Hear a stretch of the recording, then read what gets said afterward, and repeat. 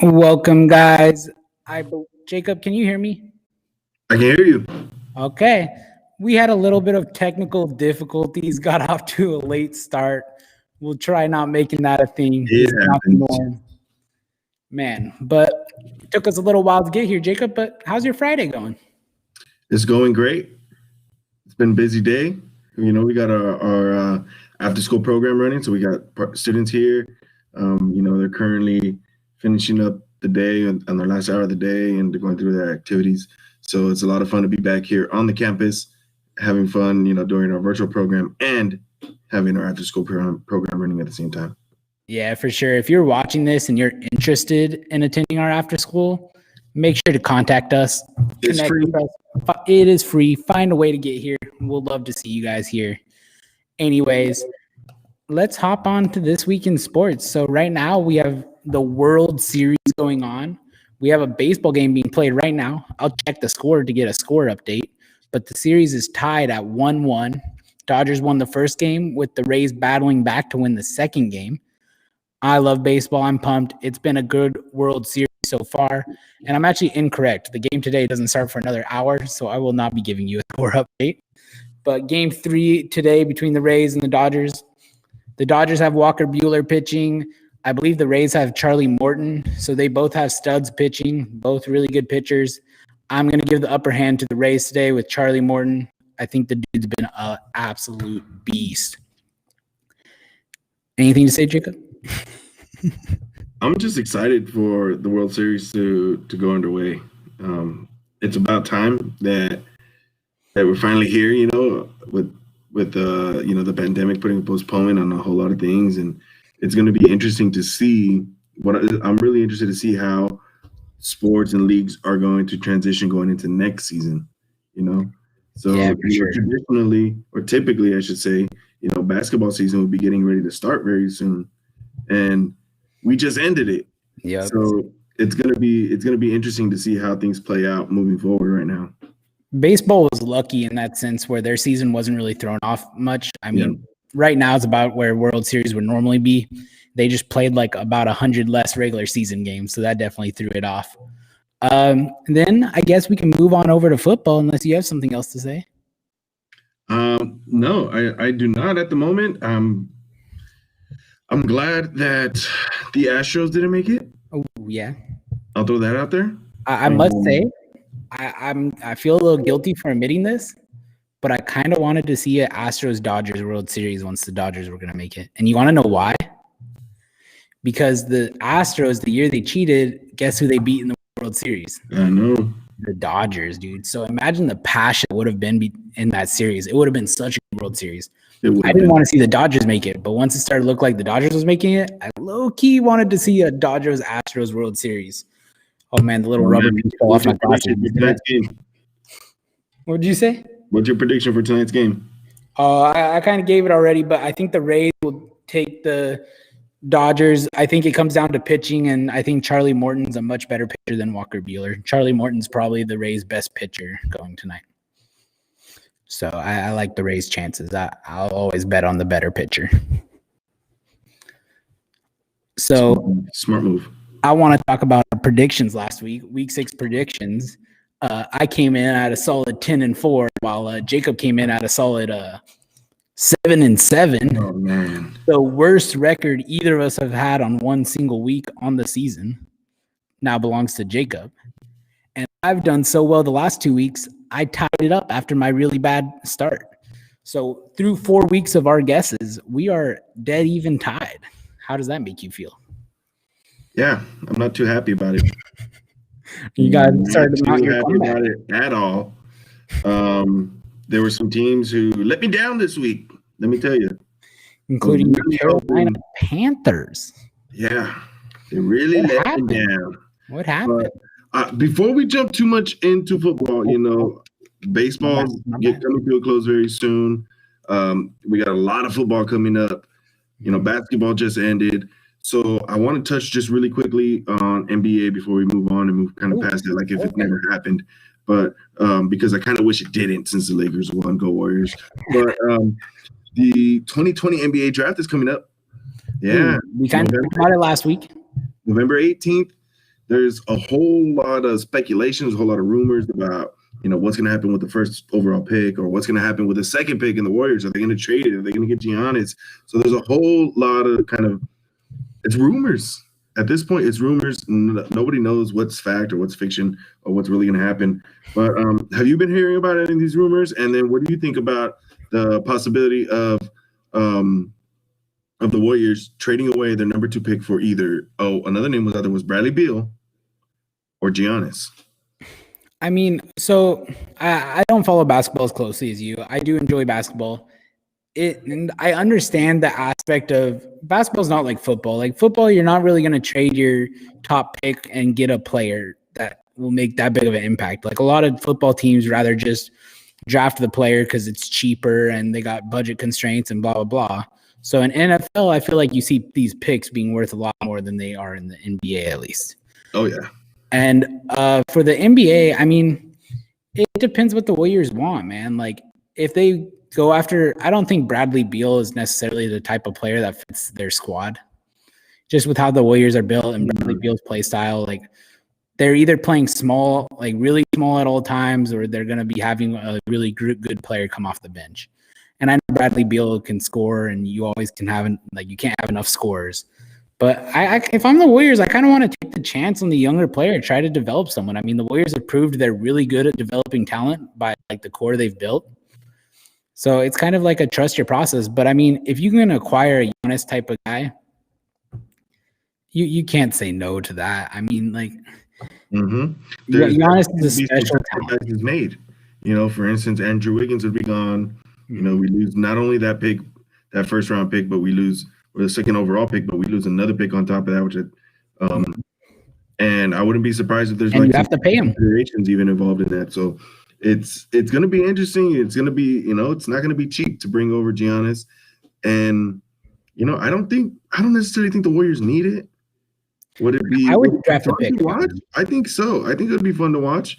But especially, and I almost agree with you in regards to Bradley Beal. I think he'd be a good fit on the team, but I just don't think we need it.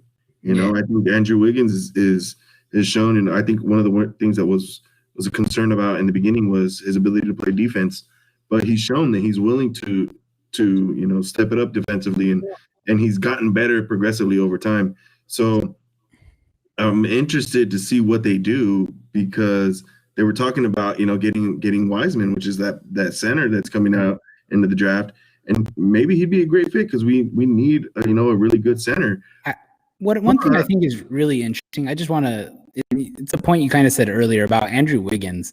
I mean, when they acquired him for D'Angelo Russell, a guy they gave a lot of money to get, and they traded him away to acquire Wiggins, it seemed almost like they wanted Wiggins. And once they got him, they were talking about how they loved Wiggins' play style for so many years.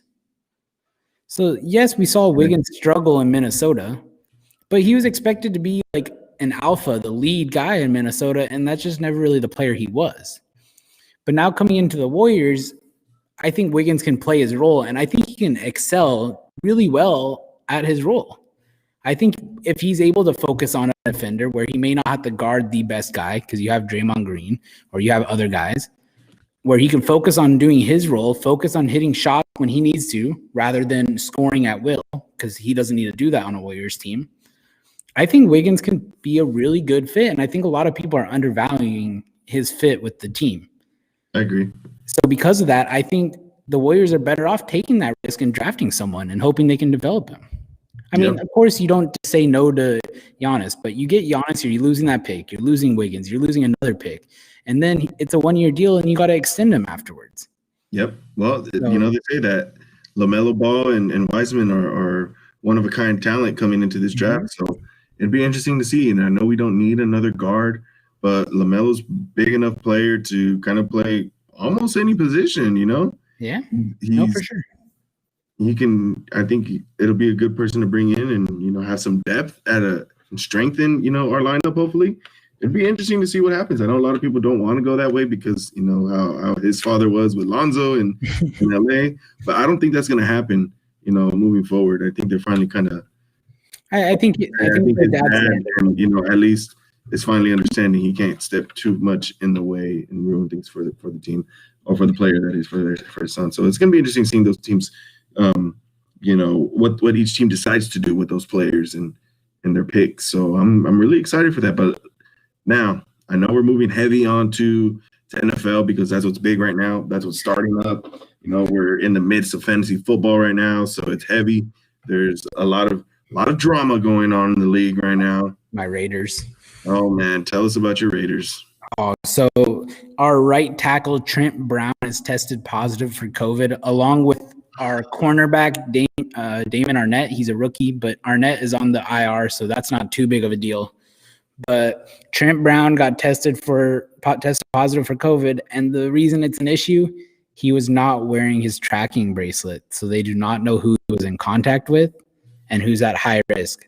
Because of that, the whole entire starting offensive line has been sent home due to contact tracing, along with our safety, Jonathan Abram, our young star safety. So the offensive line's last contact was Monday, so as long as they all test positive, it looks like they will be good to play on Sunday. Test negative. Did I say positive? Sorry. As long as they all test positive, almost did it again. As long as they all test negative, they will be good to play on Sunday. But Jonathan Abrams' last contact was on Tuesday. So unless the game's pushed back, Abram and Trent Brown will both be out this Sunday, which is a big blow to the Raiders. I mean, they're still testing. There's still talks. They moved the game off of Sunday Night Football because they didn't want to have to worry about potentially having to cancel the Sunday Night Football game. So I believe we have Arizona-Dallas there now, which I think that's a weird game to flex to Sunday Night Football. Like, that's not really one I'm too keen on watching, Arizona-Dallas. Yeah, it's gonna be interesting. Oh, wait, that's last week. Why did I say Arizona-Dallas? I was going to say it's going to be interesting because we just found out that the Cardinals stomped them. Yeah. Oh, I don't even know what game. Is it the Seattle-Arizona game that's Sunday night? No, that's Monday. Oh, man. Fix I don't know who's playing Sunday night. And let's get this schedule right, buddy. The viewers need to know. I don't know who's playing Sunday Night Football. Play this week. Who knows who plays? They have the Washington football team this week. On Sunday Night Football? Sunday. Not night. This is afternoon. Oh, the Sunday. Okay, so Arizona is playing Sunday Night Football. It is the Cardinals, Arizona and Seattle. Yeah, Arizona and Seattle. So I knew Arizona was playing. I just said the wrong opponent. So Arizona, Seattle. That's a solid Sunday Night Football game. I'm not going to complain about that one. Seattle and Arizona have both been very good teams. So I think that will be a fun game to watch. I'm interested to. I'm kind of wondering why didn't. Oh, I'm so sorry about that. But I'm wondering why, there were a few games that got moved. Why didn't anybody consider Pittsburgh, Tennessee? Both teams are undefeated. Yeah, why is it just a regular 10 o'clock game? Yeah, that would be a phenomenal Sunday Night Football game. I'm sure they had their reasons of why. But, I mean, it's kind of weird. Arizona's playing 2 Sunday Night Football games in a row. Yeah. So, I don't know. But we'll see. We'll move on. I want to talk about your Panthers last week. What happened against the Bears? Are you just trying to hurt me? No, I'm curious because I've been low on the Panthers. Were trying to hurt me. That's what happened. Okay, and I feel like you got the memo.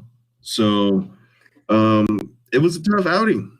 Offensively, just could not put it together. And although there were a few drives here and there and a few big plays here and there, it just did not come together the way that. I'm sure the way it was game planned, Yeah. It was definitely a defensive showdown. So the defense played very well, considering it just got to a point where the offense needed to help the defense by finally scoring and finally do something, and they just couldn't get it done. So, speaking of Carolina, the Bears showed they have a dominant defense. They've been having a really good defense this whole season so far. So I expected the Panthers to do a little more offensively, but they just, the past 3 weeks or, over the past month, they won 3 out of 4 games. So, everyone was really riding high on Teddy Bridgewater, and then we just got, Okay. So speaking of Carolina, the first game for next week, we had the Carolina Panthers versus the New Orleans Saints. I'm taking the Saints. I think the Saints are a better team, even though Emmanuel Sanders has been announced that he has COVID, so he will not be playing. Michael Thomas has been announced he will not be playing with his hamstring injury, which I want to talk about how sad I am with Michael Thomas, man. Let me tell you something here. Oh, man. We need to go to our picks. And let me tell you something, because it's the same thing with Matt Ryan. Without Michael Thomas, without Julio Jones, Matt Ryan and Drew Brees are nothing. Do you know what? I'm changing my pick. They have the first time I've changed my pick after announcing it. I'm going to go with the Carolina Panthers. No. You got to keep your team. The game is not played. I've offered you chances to change your game. I'm going man. All right. We're going Carolina. We both are. We know we are. New Orleans offense. I mean, they're going to have to use New Orleans, but that's okay. So again, without Michael Thomas, the Saints just haven't been the same. I know they're 3-2 record. Without Michael Thomas, so they're just not the same offense. Kamara, bailed him out in one of the games because he had an amazing game. But other than that, he's been putting them on his back. I'm surprised that they're at a 3-2 right now. Yeah. And moving on to let's move over real quick, jump over to Falcons and Detroit Lions while we're on there. Same thing with Matt Ryan. Without Julio, they haven't been the same. But now that they got Julio back, they're looking like they can do some damage. They're looking like the team that they used to be. It's opening up the run game. I'm going to pick Atlanta over Lions on that one. I'm going with the Atlanta Falcons also, but I do want to point out Julio Jones was present in games they've blown this year. So I don't want to make it sound like it's all. You don't even try it, Coach Brian. He has not been full health. I know, but I don't want to make it a fix-all because he's had good games this year, and he had one good game before this last week. But still, they still lost that game. One. So we are in week 7. We're in week 7 right now. He's only had 2 good games this whole season. Yeah, which is above average for most receivers. Yeah. Anyway, the Falcons won. Next game is the Buffalo Bills versus the New York Jets. This is easy for me. I'm going Buffalo all the way. I think Josh Allen, who's had 2 rough weeks back-to-back. Last week it was rainy and he struggled. I think he'll get back on track against the New York Jets in dominant fashion. Yeah. You know me. I'm going Jets. We're definitely choosing the dominant New York team here and going with Buffalo. I got scared for a second. There's no way that the Jets are going to be able to hang. They're an 0-16, just lost arguably the best player on their entire roster, traded him away. So I'm surprised that Did you say they traded their best player away? Released him. I'm sorry, but I'm surprised that Le'Veon Bell got cut before Adam Gase did. So we'll just moving on. How does Adam Gase still have a job? That's just a side point. I think he's the worst coach in the NFL. Next game is the Cleveland Browns against the Cincinnati Browns. Cleveland Browns against the Cincinnati Bengals. My mind is all over the place today. I'm going with a busy day today. Yeah, I'm going with the Cincinnati Bengals. I think the Browns haven't looked the same since Nick Chubb went down. That team they do not look as good as, because in the beginning of the season they looked dominant. We had discussions, are they a top 5 team? And now it's at a point where I'm like, why did I say that? Like, without Nick Chubb, I mean, I know Kareem Hunt's still a really good running back, but they just don't look the same. I was I wanted to lean towards Cincinnati, but just because I'm trying to go against you, and this is probably why I have such a bad record now, because I'm choosing to go against you purposely, I'm going to go Cleveland Browns over Cincinnati Bengals. I know they've had a rough week. Cincinnati Bengals are a beatable opponent for the Browns. If they can't beat the Bengals right now, even though they're hurting the run game, whatever it is, they still have their weapons. They still, have the ability. Baker needs to, straighten up and get it together so that way they can pull in this victory. I think this is a good opportunity for him to do that.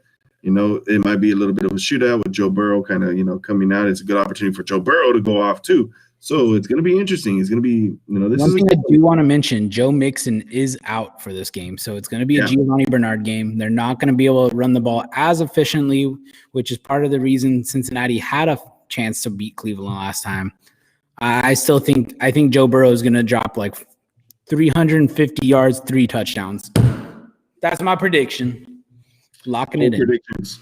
I'm not buying, but I am taking the Cleveland Browns. Okay, so our next game is the Dallas Cowboys and Washington football team. So you can't say you're just picking against me that's why you have the worst record. No excuses here. I will let you pick first. I'm going to go with, as much as I don't want to, I think I'm going to take the Washington football team here. Oh, man. Your boy Kyle Allen. I think there's a good opportunity here for Terry McLaurin to finally get things going over there in Washington. Kyle Allen's coming back. So it's going to be interesting to see what happens there. Dallas is just pretty deflated right now, especially after losing Dak, getting crushed by the Cardinals. And I don't know, man. I think it could be a good opportunity, though, for Andy Dalton, to prove that, he's the guy to keep them afloat right now and keep them going and maybe lead them potentially try to win a division there. But it's possible because that division is not very good at the moment. So, it'll be interesting to kind of see how it goes. But, oh, man. Yeah, I think I'm going to have to take Washington football here. Oh, the New York Giants are on bye. Or actually, they're not on bye. They played yesterday. I forgot to bring this up. The funniest thing in the world happened. Daniel Jones. It's not funny to Daniel Jones. Stop laughing. 80 yards downfield and trips over his own feet. I mean, I'm not going to say I've never. It's hard not to laugh when you see the play. Oh, dude, his teammates were laughing at him on the field. He's not going to live that down for the rest of his career. It's like Mark Sanchez. Everyone remembers Mark Sanchez for one thing. The butt fumble. The butt fumble. Not that he took a team to the AFC Championship twice, but that's the butt fumble. Like, it's sad to say, but Daniel Jones, there's a strong chance he gets remembered just for falling. He was looking for somebody to save him. I don't know if you noticed, but it was rough. Around, he looked over both shoulders like, who is going to save me? And then pop to the ground. The reason that pops up in my head, though, is because you're talking about the NFC East and how much of a joke that division has looked this year. I didn't say that. You didn't say that. I said that. My words. That division has looked extremely painfully bad this year. And I saw a tweet yesterday that was like the NFC East in one football play, and it's Daniel Jones wide open and falling. I thought that was really funny. Anyways, I'm going to go with Dallas in this game. I'm hoping Andy Dalton settles down in the offense, gets a little comfortable. I mean, he has an elite receiving core with Amari Cooper, I almost forgot his name, CeeDee Lamb, and Michael Gallup, alongside with Zeke, one of the best running backs out of the backfield, who did look bad last week. I think we see Zeke get back on track this week, however. So I'm going Dallas. Next, that elite receiving core did not do much last week. Yes. Moving on. Next game is the Green Bay Packers versus the Houston Texans. We just got to witness Green Bay choke one hard. Yes. That was bad. And the Texans just traded blows with the Titans, who look like a top 3 team in the NFL. Mm-hmm. So, I mean, interesting. You found their stride. Did I get that one last week? The Texans Titans? Here, I can check for you real quick. Let me check. I don't remember who I picked, but I do remember saying that I thought the Texans were finally finding themselves. So you picked Tennessee to win, so you were right. I did. But I do think that, especially given the loss for last week, this is an opportunity for Houston to kind of show that they're not that team to be pushed around as they kind of projected the first 5 games. So, but I'm still going to take Green Bay. Okay. Well, good thing, because I'm going Houston. I think Green Bay looked really bad last week. I think Aaron Rodgers will try to get back on track, but this Houston Texans team looks like the real deal, man. Like, ever since Bill O'Brien left. What's up? I'm scared to go Green Bay.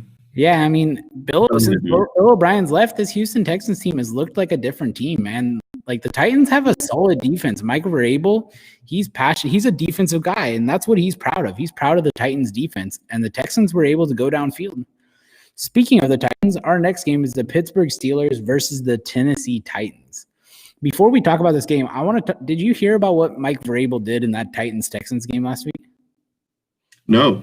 So with 3 minutes left in the game, the Texans had a 2nd and 1.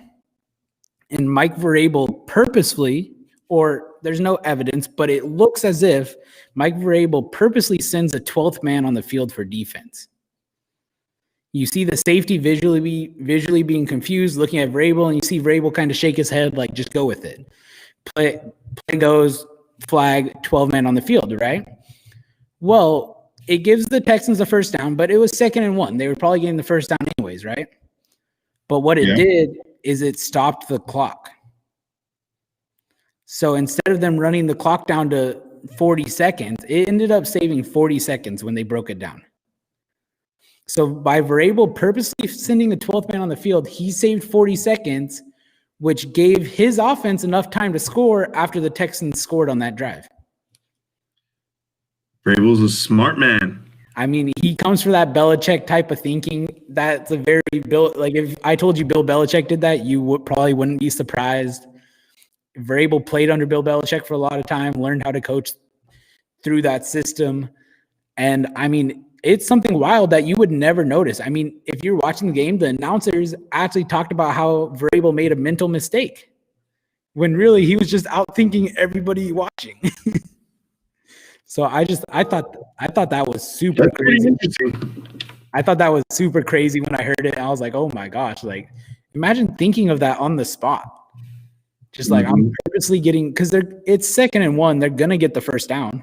That has to do with knowing how the rules work. Yep, knowing the rules. And that's why it's important in any sport you play to know the rules. What is going on?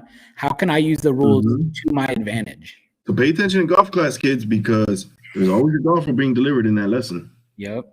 So now let's go on to the Pittsburgh-Tennessee game. One of these teams are going to fall. The Tennessee Titans are my second favorite team in the NFL. I love watching that offense play. A.J. Brown, Derrick Henry, Johnny Smith, who looks hurt this week. But Tannehill, I really like watching the Titans play, so I'm going to go with the Tennessee Titans. Yeah, I'm going to go ahead and choose the Pittsburgh Steelers to take this one. I like what's going on in Pittsburgh. They're, I know both teams are undefeated, so it's going to be a fun game to watch. I don't know, man. I feel like Tennessee they're on the fence. I feel like sometimes they're showing glimpses of like about to crack and about to fail, and that they've been like picking it up. So it's been interesting to watch them this season. They managed to pull out every victory, and then but I can't wait to see them go against Pittsburgh, because Pittsburgh's been firing off on all cylinders, even when they've had bad games. Chase Claypool's looked insanely good. Yeah, and even when they've had, and that's because they've had a lot of injuries at wide receiver this year, and they're still doing it. They're getting healthy now. We have Deontay Johnson coming back. The Steelers' offense could be very dangerous if they stay healthy. I mean, the scary part is health, because Deontay Johnson gets injured a lot. James Conner gets injured a lot. So we need to see these guys stay healthy. But once they stay healthy, they definitely can be an elite offense. So I don't hate the Pittsburgh pick. Our next game is the Tampa Bay Buccaneers versus the Las Vegas Raiders. I'm a Raiders fan. I'm going to take the Raiders here just because I'm confident. We took down the Chiefs. We're coming off a bye. If the Raiders are going to beat a team like the Bucs, they should be able to win coming off a bye. However, I am nervous because of the offensive line issue we're talking about earlier. If our entire starting offensive line does not play, that is very worrisome to me, because that's probably one of the strongest parts of our team. If we're missing our offensive line, Josh Jacobs' effectiveness is going to go down. Derek Carr's effectiveness is going to go down. But if it's only Trent Brown, I'm not as nervous because he's only played 2 games this year, or a game and a half. So we've been fine without him. I am nervous that it's the entire offensive line, but I'm going with my Raiders. Yeah, that makes it tough for me. I want to go Raiders here. I'm an anti-Bucks person. You know that about me. Oh, yeah. I forgot about that. I thought you were just waiting to talk down on the Raiders. No, that's why I mentioned earlier. There's a chance I have to root for the Raiders. But it's going to be tough for me to kind of say that. I think they're going to win without that offensive line. If their whole backup line has to play, then I kind of feel like there's no chance, they're going to be able to pull out that victory with the beat up O-line like that. But I must say, it did come out today that it's likely only going to be Trent Brown sitting out the right tackle. The other 4 guys are likely to play. Now, I was going to mention, I'm still going to say that the Raiders are going to win. Ooh, I like it. We're both going with each other's team today. Look at us. We're growing up. I'm going for the Panthers. You're going for the Raiders. We're big boys. Very much so. So the next game is the Chiefs and the Broncos. The Broncos won what looked like probably the worst game we've seen this year last week against the Patriots, where it was like 18-12 and it was only field goals or something. Or maybe the Patriots scored 1 touchdown and didn't get the extra point. Whatever it was, that game was awful. It was boring to watch. I think the Chiefs stomped the Broncos, and it's not really close. Yeah, I'm going to agree with you there. I think some of the players on the Broncos will potentially have a good game fantasy-wise, but I think that the Chiefs are ultimately, in the end, going to take the victory in Denver. Okay, next up, we have the Jacksonville Jaguars against the Los Angeles Chargers. What are you thinking on this one? Oh, man. The battle of one victory only. Really? Both are 1-win teams? I would not have guessed that. They're both 1-win teams. Jacksonville's 1-5. Chargers are 1-4. When they play teams of their own caliber, both of these teams are like, oh, wow, they're really good. But once you see them play against like a team that's really good, you're like, wow, these guys, they need some work, But man, I think I'm gonna have to go with. I think I'm gonna take the Chargers on this one. Okay.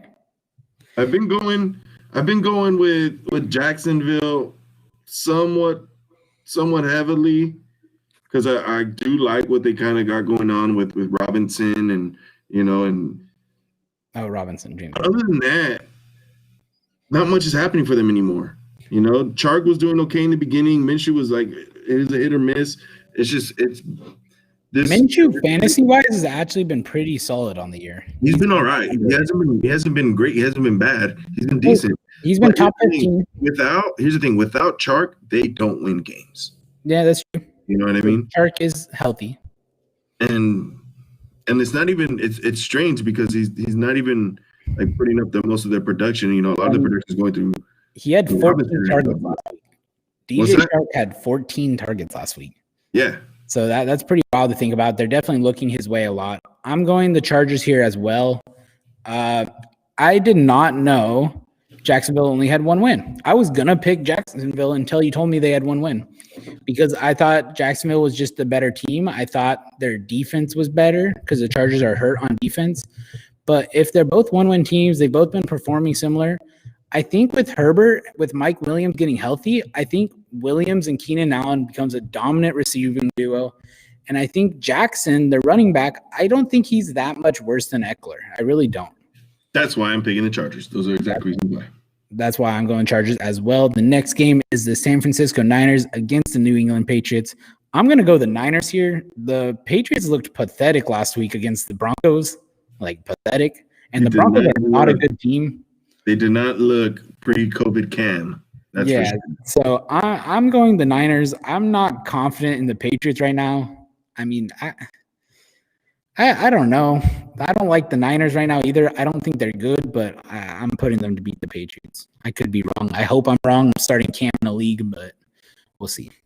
I am going to go with Super Cam and the Patriots. Let's take this one.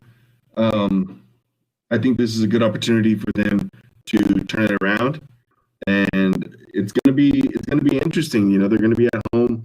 The Niners have been a pretty stout team, although they're really hurt this year. They're not the same as they have been. They seem to have turned it around a little bit, but they're still having some troubles at the quarterback position, figuring out what exactly they want to do. So, they're going to be relying heavily on the run game, and New England hasn't exactly been a pushover this season either. They're a 2-3 win team, but still, they're still the Patriots, coached by Bill Belichick. Nonetheless, I mean, they beat the Raiders, who beat the Chiefs. So there's that. They beat the Raiders, who were able to beat the Chiefs and the Saints. So, I mean, the Patriots can be good. It just they looked really bad last week, and I'm not confident in them turning around. Our next game is Seattle versus Arizona. I'm going Seattle. I mean, we all are. We know that. Russell Wilson's good. I mean, Arizona looked better last week. They got the running game in order with Kenyon Drake. He finally started looking like the running back he was last week. It'll be interesting to see if he keeps that up throughout the rest of the season. I'm going to predict the MVP for Russell Wilson this year. Ooh, maybe we should do maybe like next week we should do a show where we do our like through week 8, like or through 7 weeks. Who's our MVP, rookie of the year? Maybe we'll do that next week.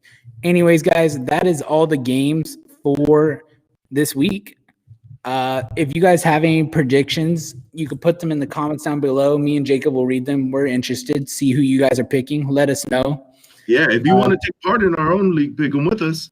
Yeah, send me predictions. We'll count them up. We'll air you out there with us. We'll compare your predictions to ours. See if you guys can outsmart us. But make sure you put your predictions in before Sunday. We don't want you knowing any results. That's no fun. It takes the fun out of it. Anyways, I hope you guys are all doing well. Make sure to check out all of our virtual content. We're posting stuff on YouTube on Monday, Tuesday, Wednesday, and Friday, every day at 4 o'clock. Don't forget to like and subscribe to this video. Follow our channel. Follow us on Instagram, Twitter, Facebook. And actually, on our social media right now, we're doing a giveaway for some golf clubs. So make sure you guys check that out. You can get some cool equipment. All you have to do is like share it and tag a friend, follow, all that good stuff. And yeah, check it out. You might be able to win. And that ends it for this week, guys. We'll see. Smash that like button. Oh, smash it. Yeah, I heard you have to say that. I heard you're supposed to say smash it. So smash that like button, everybody. Okay, guys, we will see